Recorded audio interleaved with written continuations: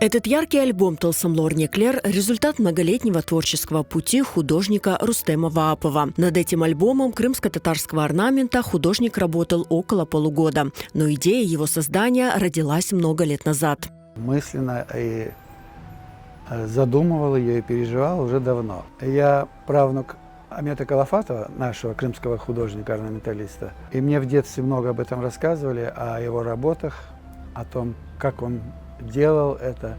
Сохранилось, правда, узоров немного, но мне хотелось узнать побольше о нем, узнать побольше об орнаменте. И последние годы я интересовался и в интернете, и на лекции ходил. В альбом «Тылсымлы Орнеклер» вошло 120 орнаментальных композиций в авторской интерпретации. Каждая из них гармонично вплетается в сюжеты, поэтические названия которых отражают внутренний мир Рустема Ваапова. Среди них «Кальплернын Кавушевы», «Ватан», «Крым Озегі», «Севгі», «Аджи Бибер ве Назлы Яр» и многие другие.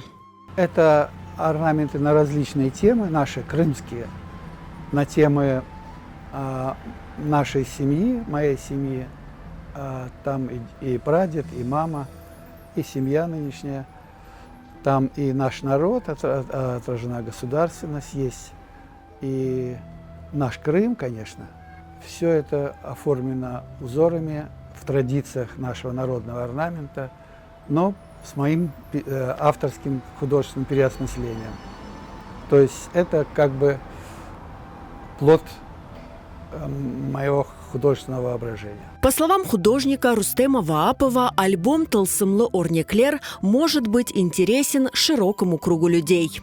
Я думаю, книга будет интересна в первую очередь для работников полиграфии, для оформления журналов наших, газет, книг.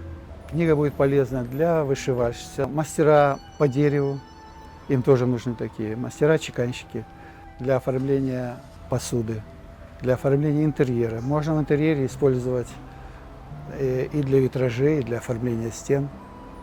То есть даже если он не понадобится в конкретном случае, конкретный орнамент, он может навести на мысль, дать идею, вот, быть помощью для дизайнеров. Так, я думаю, люди будут интересоваться этим. Альбом «Тылсымлы Орнеклер» издан в 500 экземплярах. В продажу поступит лишь небольшая часть тиража.